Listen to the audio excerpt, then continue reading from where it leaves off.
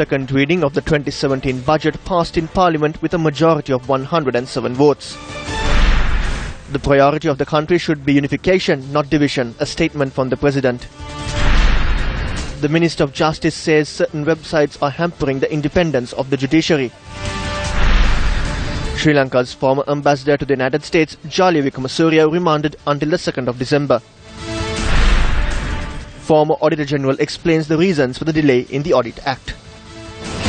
මේ පනත කප්පාදු කිරීමට හෝ පමා කිරීමට ක්‍රියා කිරීම තුළ සැබෑ තත්ත්වය දැන ගැනීමට රටේ යාන්ත්‍රණය පිළිබඳ දැන ගැනීමට ජනතාවට තියෙන අයිතිය අතිශයින්ම හානිකර විදියට බාල්දු වෙනවා පමාවේ. A very good evening to you. This is your primetime news bulletin from News First. I'm Chaturanga Puarachi. And I'm Rahna Farooq. Let's start off with a look at your top story for tonight. Reading of the 2017 budget was passed in Parliament earlier this evening with a majority of 107 votes.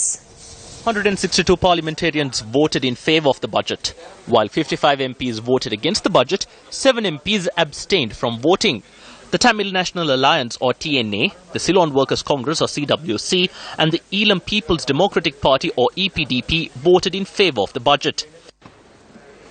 විසර්ජන පනත් කෙටුම්පත 2017 දෙවැනිවර කීම සභාව එකඟද?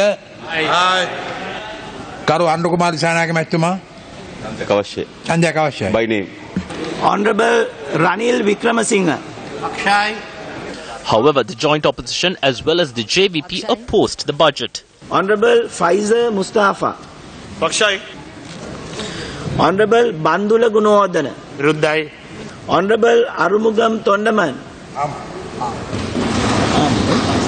Pakshai. Honorable Anura Disanayaka. Viruddhai. Honorable Vimal Veeravansa. Viruddhai.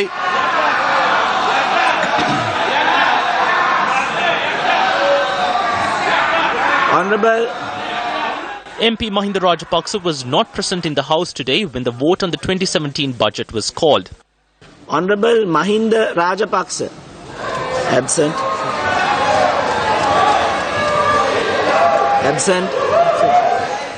MPs Siripala Gamlath, Premalal Jayasekara, Thenuka Vidana Gamage and MHM Salman abstained from voting. Meanwhile, Minister SB Disanayaka and MP Chaturasena Ratna were not present during today's budget vote.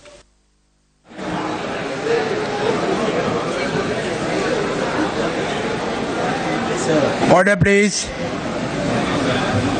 පක්ෂව ඡන්ද 162යි විරුද්ධව 55යි නොපැමිණි 7යි දෙවෙනි කියවීම සම්මත වී ඇත. While Parliament is set to convene tomorrow morning, the expenditure heads of the various ministries will be debated by the working committees from tomorrow. The third vote on the 2017 budget is set to take place on the 10th of December. VP Parliamentarian Anura Kumar Disanayaka commented on the economic programs of the incumbent administration. පළවෙනි පරම්පරාවේ ආර්ථික උපාය මාර්ගයේ JR. Jayawardena හඳුන්වා දෙනවා ලැබුවා කිව්වා. දෙවෙනි පරම්පරාවේ ආර්ථික සැලැස්ම The economic strategies for the first generation was introduced by J.R. Jayawardena. Premadasa introduced the economic strategies for the second generation. This is the economic plan for the third generation. What you referred as privatization was the sale of the entire system of industries owned by the state. The government is paying the estate companies to pay the wages. So is the move towards privatization a success? This proposal was presented by the Prime Minister and Bhaskaralingam. Bhaskaralingam said that through the privatization of estates, massive profits will be achieved. Then attention was turned from privatization to creating public enterprises. But look at what happened to the CTB. Now you're trying to introduce a PPP or public-private partnership. Think about it. Private and public have become three pieces in one path. What is happening? Allow me to explain. You're giving 80% of the Hambantota port to a Chinese company and 20% for the Ports Authority. That will not be a public-private partnership. 80% has been given to a private company. One company is the China Harbour. They requested it for 750 million, which is almost 60%. But you were in a rush for the money. You offered them 80% for 1,150 million. So is this your strategy of developing the harbour? the governor of the central bank emphasized that the rupee is depreciating. He said the rupee will stabilize after the Hambantota port is sold for $1.2 billion. He hoped once those funds come in, the rupee will be stabilized. Is Hambantota being developed? You are stuck in a serious amount of debt. So in order to come out of that, you are selling all your assets. This is not something astounding. Does Sri Lanka have strong and consistent economic policies aimed at the development of the country? The Chinese ambassador to Sri Lanka has expressed views regarding this matter at a recent event held in Colombo. Mirror Business quoted the Chinese ambassador Yi Xiangliang as saying that Sri Lanka has the potential but it lacks the policy. The ambassador has said that he believes that the required policies will come up soon. He had also requested the visiting Chinese entrepreneurs to come to Sri Lanka and help take the bilateral relationship further. A number of other stakeholders also expressed their views regarding economic policies in the country. Unless the legislature, the executive, the president, the prime minister, the cabinet, and the key policy makers and policy implementers sing from the same hymn sheet, the investors, both local and foreign, and our network partners, both local and foreign, who can make development happen, investments crystallize, and jobs found for the people, will find it difficult and will find it extremely challenging to carry out a supportive investment plan. So in that context, I would totally agree with what the Chinese ambassador has recently pronounced. Even today, the maritime industry just contributes less than 2.5% to the economy.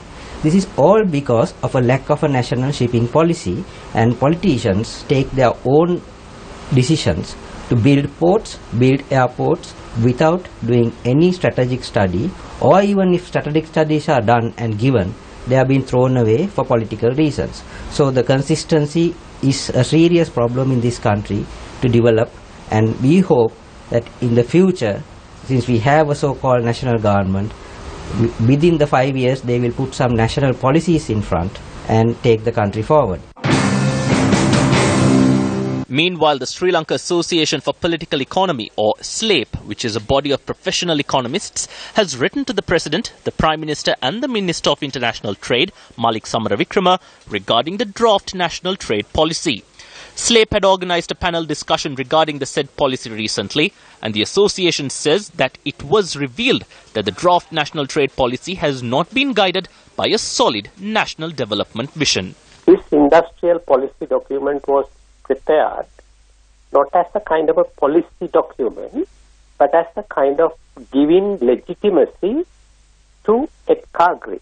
This is completely, what we are suggesting is the policy priorities should be reversed.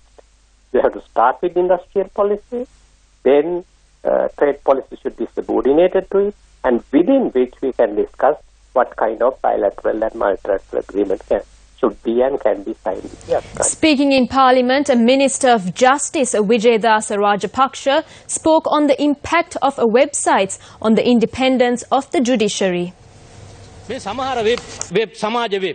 Certain websites such as Lanka e-News, I'm not afraid to reveal these names. Honourable Speaker, the justice system in this country has been able to garner the trust of the entire world. However, in the past few months, such websites have published over 70 incidents that have criticised our judges, our courts and our judicial system. When articles of this nature are published, it puts these innocent judges in a tough position. If a decision is to be made by the courts tomorrow, today, the website will publish articles stating that the judge dined in this person's house and accepted money from another person. In such an environment, how can a judge deliver a verdict?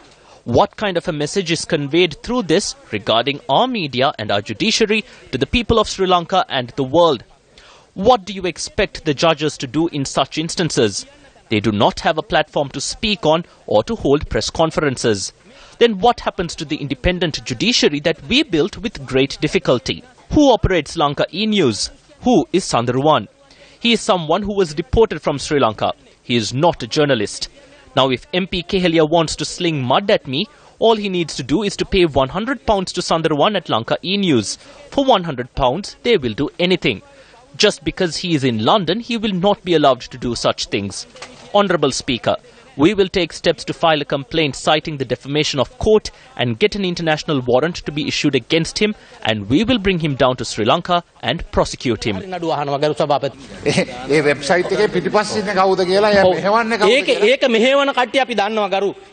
We know who pulls the strings of this website. We know who handles the finances of it.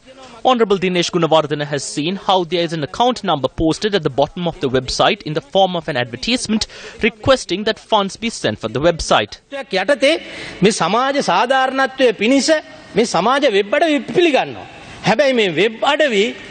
However, if these websites exploit the freedom given to them, we would be forced to take action.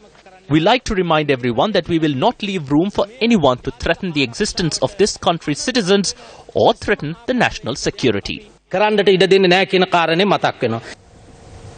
Meanwhile, views were expressed over this statement. The minister has spoken up, has spoken in parliament because the government politicians are being attacked. But then they should have taken this matter when the judges were being attacked. It is very true that the entire this website mafia is controlled by Sri Lankan politicians. They give information, they give fund, in fact they can meet them there abroad and then give them money for them to go on attacking the politicians whom they don't like. There is no government here. We should all salute Mr. Vijay Rajapaksa.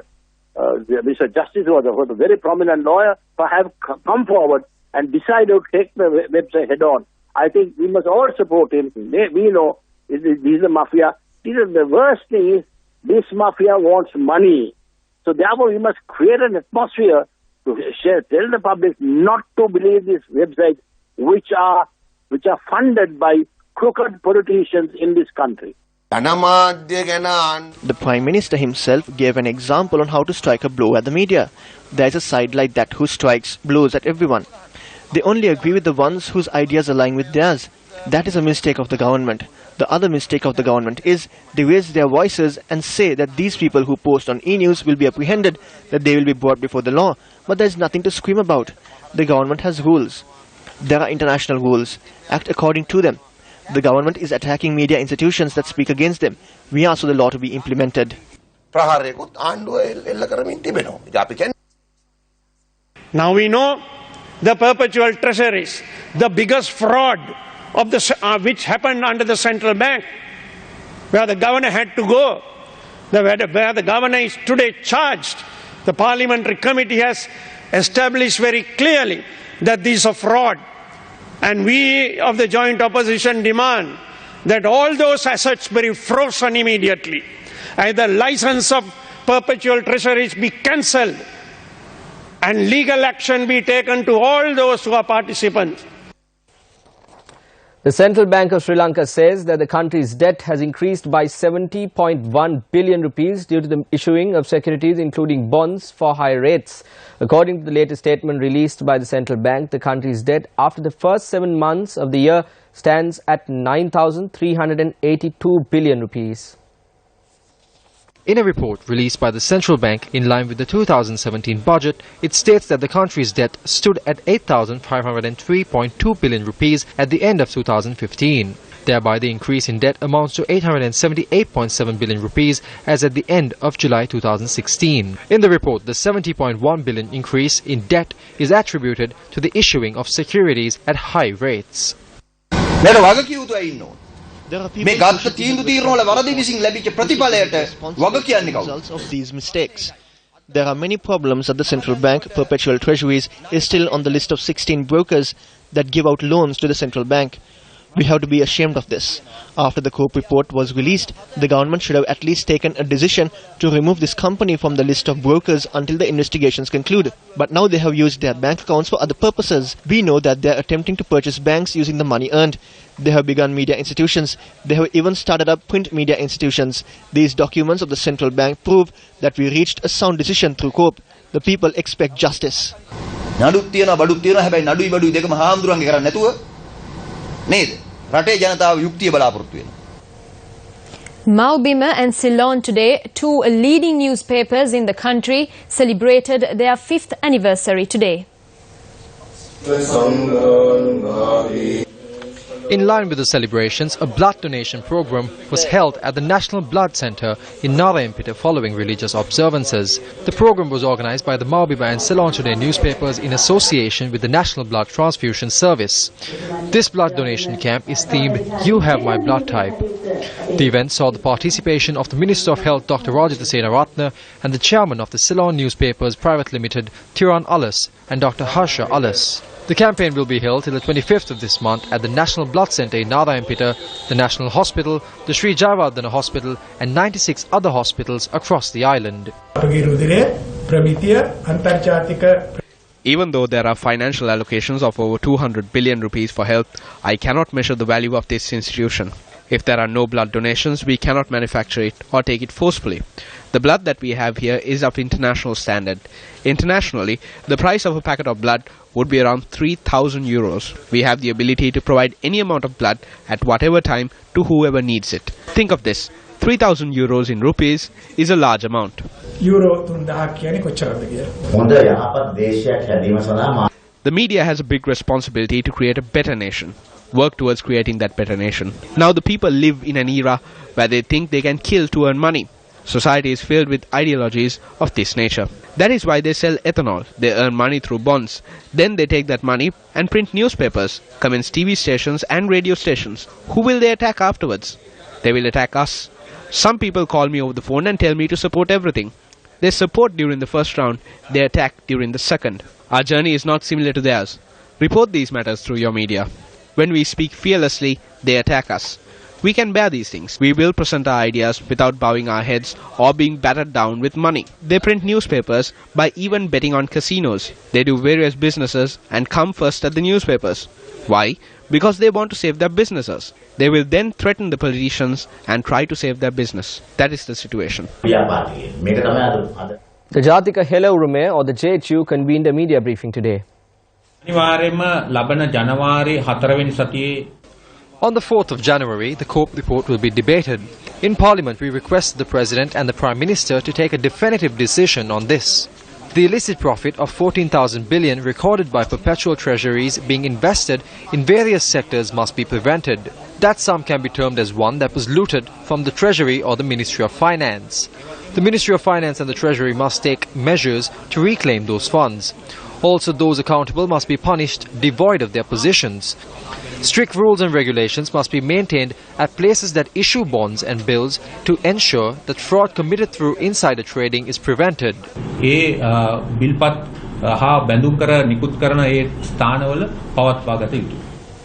Former Auditor General S.C. Mayadunna elaborated on the reasons for the delay in the proposed National Audit Act. Mayadunne was speaking at a conference named Cope Responsibility to Parliament in Colombo yesterday, organised by the National Intellectual Professionals Collective. දූෂිත කණ්ඩායම් එක අතකින් වාසිය ලබන අතරතුරේදී While the corrupt benefit from this, the administration takes this over for their needs. This was evident in the past. Parliament has a major responsibility over this. It is the duty of the Auditor General to assist Parliament. During the 100-day program that took place following the President's election, concrete steps were not taken in this regard. A message was spread ahead of the general elections as well, but nothing happened. We are facing a situation where the Audit Act is being curtailed and being delayed. Individuals who are to be audited are delaying this bill, and it is an insult to the people's right to information and an insult to the right of the people to be aware of such mechanisms. With this regard, the Treasury bond issue, the Auditor General had carried out a major task. Despite that, he does not have any financial independence nor institutional freedom. මේ සඳහා අවශ්‍ය කරන මූල්‍යමය නිදහස ආයතනික නිදහස විගණකාධිපතිවරයාට නැහැ. President Maithripala Sirisena has reiterated calls for unity over devolution. He was speaking at the opening of the new auditorium of the Bulat Sinhala Maduravala Mahavidyalaya. A sum of 43 million rupees was spent on the construction of this auditorium, which is located in the Horana educational zone. Most of the time, people ask what we are doing as a government. So I tell them that over the past 22 months as the government, I have done things more than what can be seen, felt or heard. What we have done is not simply take measures that will affect your wallets or stomachs. As a country, if we want to be humane, what is important is unity and not separation. The two major parties came together to form a government and implement a program in order to bring about a solution to these issues. There is a lot of criticism and I welcome it. We are engaged in a very difficult task. Everyone needs someone who can do the impossible. Therefore, what we need to do for the country, the motherland and the people is not do what is easy, but to undertake the impossible, overcome these obstacles and be victorious.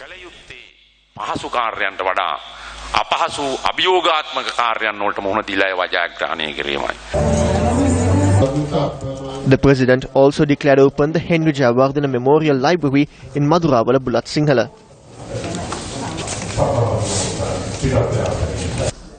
A sandalwood sapling was planted to mark this occasion, and the President also issued the first library membership card. The multipurpose centre in Angaruwatata was also declared open today. Colombo and its suburbs will experience a 12-hour water cut from 9 a.m. to 9 p.m. tomorrow. Areas that come under the municipalities of Colombo, Dehiwala, Mount Lavinia, Kotte, Kaduwela, Maharagama, Burlesgamuwa and Kolonnabu will experience this water cut. The supply of water will also be disrupted to Kotikawatta, Mulleriyawa and Ratmalana areas. The National Water Supply and Drainage Board says that the water supply will be suspended due to the maintenance in the Ambatale water treatment plant. Former Sri Lankan ambassador to the United States of America, Jalia Wickramasuriya, who was arrested for misusing public funds, was remanded until the 2nd of December.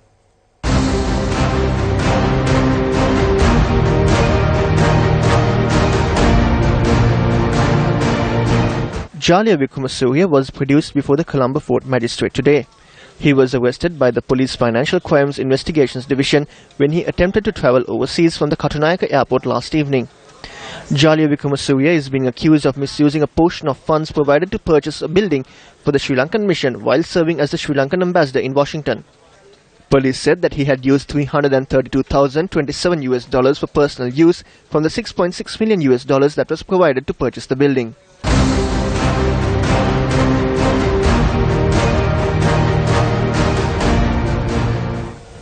Another drinking water project under the Gammadda Savia initiative was launched today. Locals from Sansungama in Hingurakkuda were deprived of access to clean drinking water for many years. Though a water project was in effect in the area to provide the locals with water, for years it did not serve its purpose.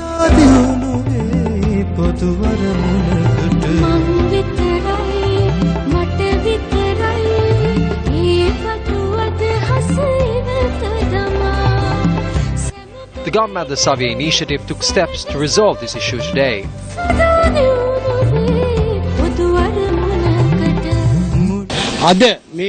This is true public service. This is a true public service initiative by Sirasa because there are many people in this area suffering from kidney diseases and other ailments due to unclean water. It is being reported that Prime Minister Ranil Wickramasinghe has instructed the Ministry of Foreign Affairs to support former President Mahinda Rajapaksa on his forthcoming tour of China. An article in today's Daily Mirror newspaper quotes sources close to the Premier stating that Prime Minister Ranil Wickramasinghe had instructed the Ministry of Foreign Affairs to support former President Mahinda Rajapaksa on his forthcoming tour of China. However, when Newsfirst made inquiries, sources at the Ministry of Foreign Affairs stated that they had not received any instructions from either the Prime Minister's office or the office of the former President in this regard. Meanwhile, former President Mahinda Rajapaksa celebrated his 71st birthday today, giving prominence to religious activities. An almsgiving was held for 100 mothers at the Abhayarame temple in Narahimpeta early this morning, presided over by former President Mahinda Rajapaksa. Members from the joint opposition were also in attendance.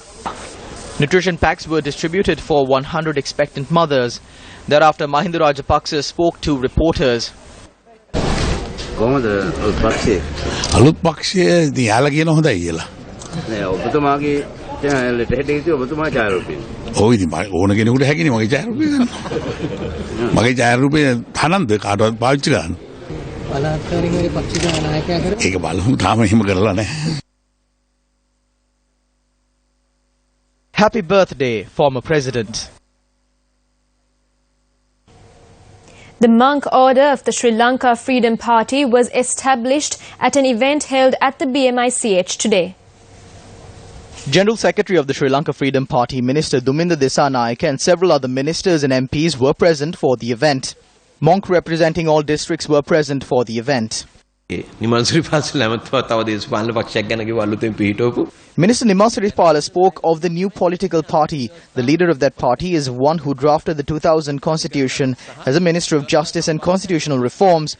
It could have been debated in Parliament but came to a grinding halt. That was the end of it. That conclusion did not include the words unitary or united.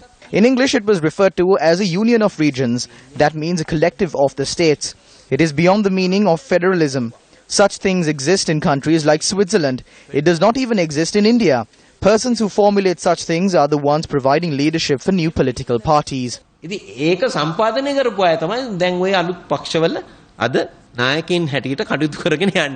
Duminda Dissanayake responded to questions raised following the event on the Sri Lanka Podujana Peramuna.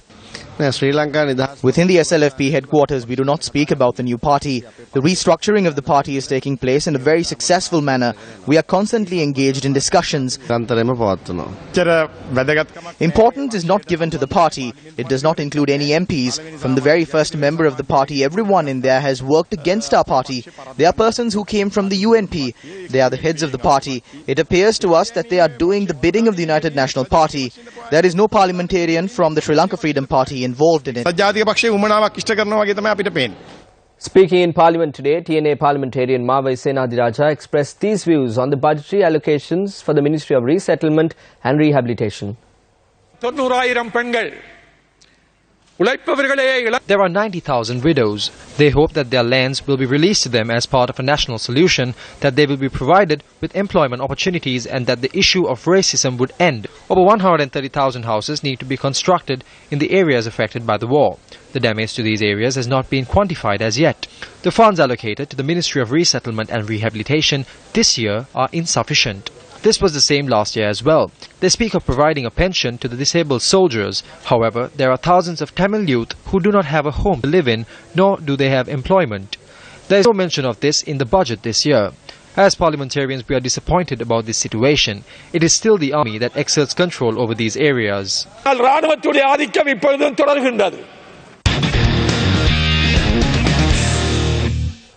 And in some sports news before we go, it was all smiles for Sri Lanka Air Force and Kandy SC with wins in the Interclub League Rugby tournament. Kandy SC locked horns with the Sri Lanka Army at the Old Racecourse in Colombo. Kandy was dominant since the first whistle and took the lead 24-3 in the first half. Kandy scored another 10 points to keep the Army lads at bay, who only scored 7 points, giving a 34-10 win to Kandy.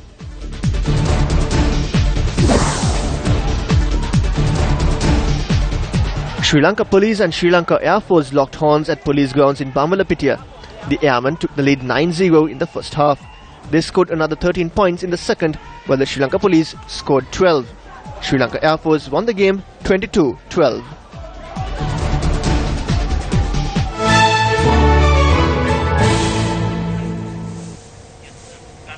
And that's the wrap for Primetime News. For the News First team, I'm Rahna Farooq. I'm Chaturanga Pawarachi. Take care and good night.